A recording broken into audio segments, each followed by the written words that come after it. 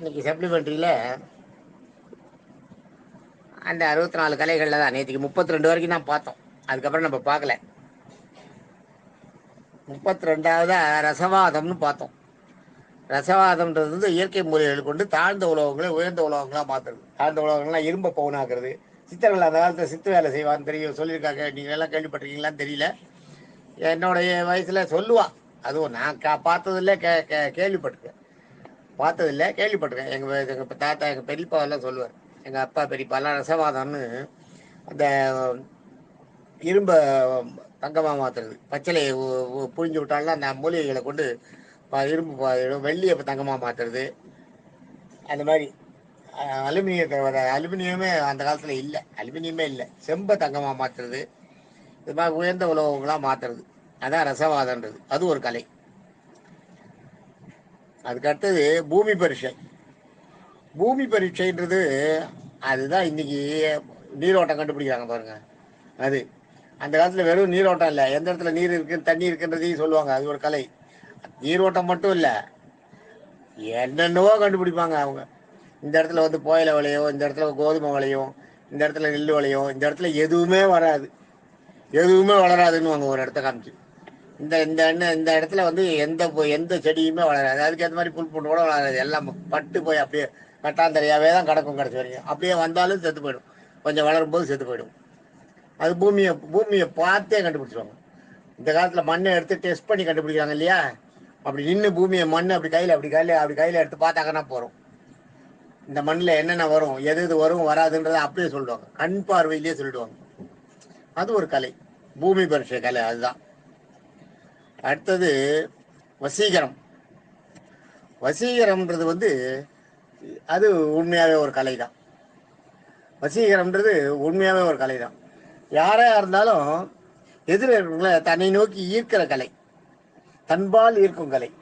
தான் சொல்கிற பேச்சை கேட்கறதுக்கு தூண்டுறது, தான் சொல்கிறத வந்து தங்கிட்ட வந்து அவங்க சேர்ற மாதிரி அந்த உடல் பாவனை, பேச்சு, நயம், சொல்கிற விஷயம் ஒரே விஷயம்தான்.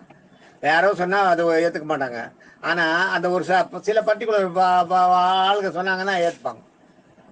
அது ஒரு வசீகரம். எல்லாரையுமே வசீகரிக்கிறது.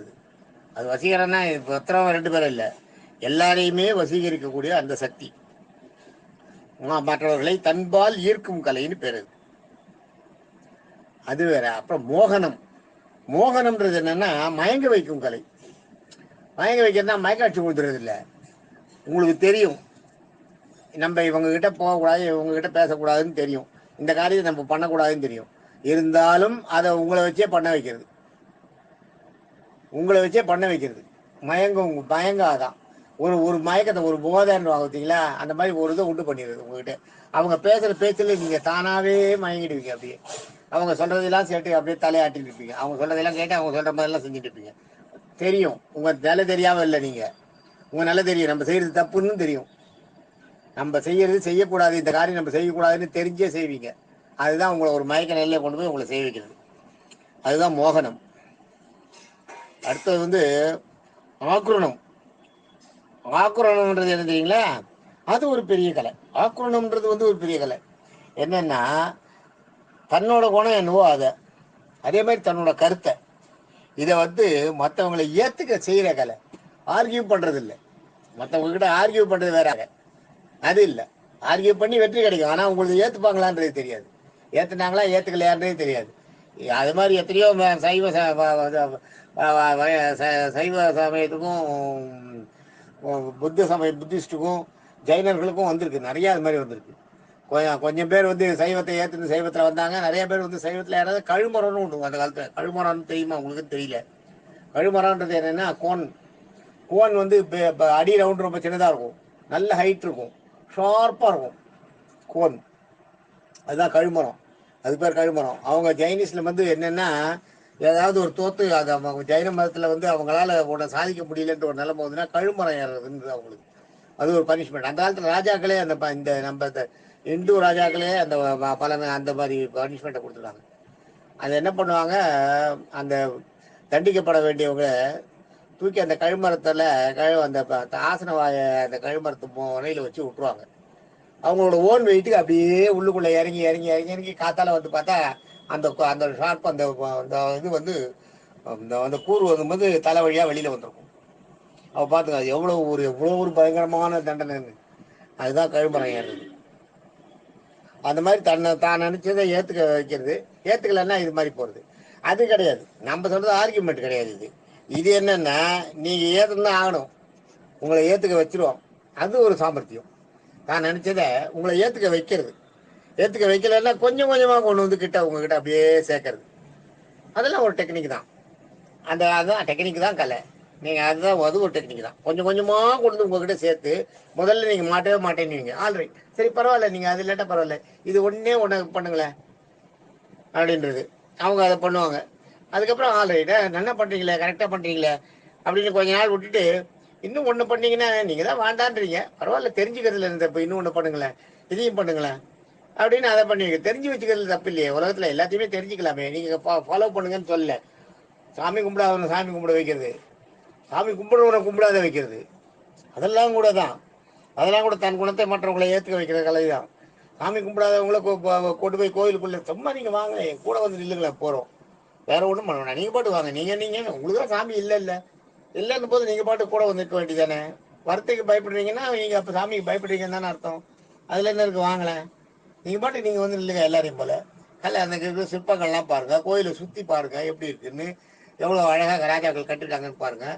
அப்படி இப்படின்னு சொல்லி மெதுவாக அவங்கள வந்து கொஞ்சம் கொஞ்சமாக, ஒரேடியாக திரும்பாதுன்னு தெரியும், கொஞ்சம் கொஞ்சமாக கோயிலுக்குள்ளே கூட்டிட்டு வருது. அதுக்கப்புறம் கோயிலுக்குள்ளே வந்து இந்த சன்னதியை பாருங்கள், அந்த அந்த அந்த சிலையை பாருங்கள், அந்த அந்த பெருமாளோட சிலையை பாருங்கள், அந்த கண்ணு உங்களையே பார்க்குற மாதிரி இருக்குது, தெரியுது அவங்களுக்கு, நீங்கள் விட்டு பாருங்கள் தெரியும். அப்படி இப்படி சொல்லி கடைசியில் அவங்கள வந்து ஒரு பக்திமானா மாற்றிடுறது.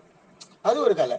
அதே மாதிரி நாத்திகர்கள் வந்து ஆத்திகனை வந்து நீ சாமி இருக்குன்ற எங்கே இருக்குது, எதில் இருக்குது, ஆல் ரைட்டு இருக்கட்டும், சரி பரவாயில்ல நீ இருக்குன்னு சொன்னா ரைட்டு, நான் அதுக்கு ஒன்றும் சொல்லலை, ஆனால் நீ இதெல்லாம் கொஞ்சம் யோசிச்சு பாரு அப்படின்னா, இதெல்லாம் இப்படியெல்லாம் பண்ணி யோசிச்சேன்னா உனக்கு தெரியும் நமக்கு எது எங்கே இருக்குது, நம்மளால் காட்ட முடியாத ஒரு பொருளை நம்பலாமா, இப்படியெல்லாம் எதையோ அதையெல்லாம் நம்ம வந்து விளக்கவே முடியாது, நம்ம அதை சொல்லவும் கூடாது நம்ம வாயால். இதை சாமி இருக்கிறதுக்கு நாத்திகனை ஆஸ்திகனாகிறதுக்கு கூட சொல்லலாம், ஆஸ்திகனை நாத்திகனாகிறதுக்கு என்னென்ன வழியெல்லாம் ஃபாலோ பண்ணுறாங்கன்றதை நம்ம நான் என் வாயால் சொல்லக்கூடாது. அதனால ஆஸ்திகனம் வந்து அதுவும் ஒரு இதுதான், அது ஒரு கலை தான்.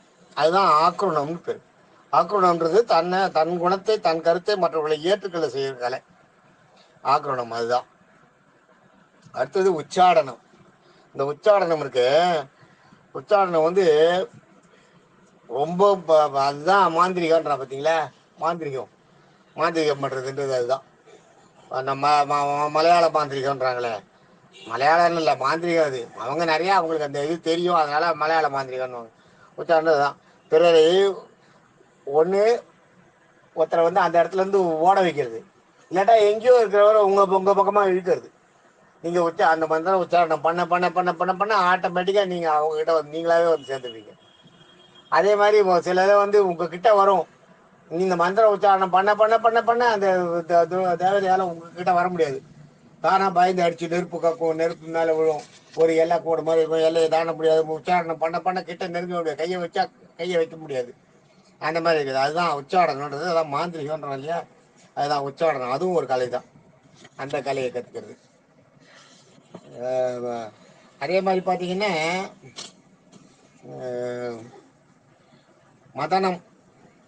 மதனம்ன்றது வந்து அதான் சிற்றின்பம். அதுதான் அது வந்து சிற்றின்பத்தை நுகரும் கலை மதனம். அடுத்தது மல்யுத்தம். மல்யுத்தம்ன்றது எடுத்துட்டீங்கன்னா ஆயுதம் இல்லாத கையாலேயே சண்டை போடுறது. மல்யுத்தம்ன்றது ஆயுதம் இல்லாத கைகள்லேயே சண்டை போடுறது, அதுதான் மல்யுத்தம். நம்ம தான் பார்த்துருக்கோமே மல்யுத்தம்ன்றது தெரியும் இல்லையா. மல்யுத்தம் கைகளால் சண்டை போடுறது, கைகளால் யுத்தம் செய்யும் கலை, அது ஒரு கலை. அந்த காலத்தில் அது மாதிரி மல்யுத்தம் நடந்திருக்கு. ஒரு ராஜாவோட வீரனும் இன்னொரு ராஜாவோட வீரனும் சண்டை போடுவாங்க, ரெண்டு பேரும். எந்த ராஜாவோட வீரன் தோத்துறானோ அந்த ராஜா இன்னொரு ராஜாவுக்கு அடிமை, அவங்க தோத்தது இவங்க தோத்த கணக்கு. அது மாதிரி மல்யுத்தத்தில் அது மாதிரிலாம் இருந்திருக்கு அந்த காலத்தில். ஏன்னா ஒரு நாட்டையும் சண்டை போட்டு ஒரு நாட்டில் எத்தனையோ ஜீவன்களை எல்லாம் உயிர் பலியெல்லாம் ஆகாமல் எத்தனையோ ஜீவன்கள் செத்து போகும் இல்லையா, அதையெல்லாம் தடுக்கிற பொருட்டு இந்த மாதிரி ஒரு கலை வச்சுருந்தாங்க. அடுத்தது வந்து வித்வவேதனம். வித்வவேதனன்றது அதுவும் இந்த மாந்திரிகம் மாதிரி தான். அதுவும் அப்படிதான் சூனியம் வைக்கிறதுன்றாங்களே, அதான் சூனியம் வைக்கிறது, சூனியம் எடுக்கிறதுன்றாங்களே, அதுதான் வித்வவேதனம். மற்றவர்களுக்கு நன்மை தீமைகளை செய்தல். மற்றவங்களுக்கு நோயை வர வைக்கிறதுக்கு உண்டு, அதுக்கு பரிகாரத்தையும் சொல்கிறது, என்ன பண்ணுறதுன்றது அதுவும் தெரியும். மற்றவங்க பண்ணின அந்த இதை வந்து சூனியத்தை வந்து எடுக்கிறதுக்குன்னு தெரிஞ்சுக்கிறது. அதே மாதிரி மற்றவங்களுக்கு சூனியம் வைக்கிறது, சூனியக்காரி சூனியக்காரன்றாங்களே, அதுதான் வித்வவேதனம்னு பேர். அது மற்றவங்களுக்கு தீமை நன்மையும் செய்கிறது, தீமையும் செய்கிறது, எது வேணாலும் செய்ய முடியும் அவங்களால. அந்த மாதிரி அது ஒரு வித்தை. ஆக 40 பார்த்துருக்கோம். இன்னி வரைக்கும் நம்ம 40 பார்த்துருக்கோம். இன்றைக்கி மட்டும் 8 பார்த்துருக்கோம். போகிறோம், நாளைக்கு பார்க்கலாம். Okay okay, thank you.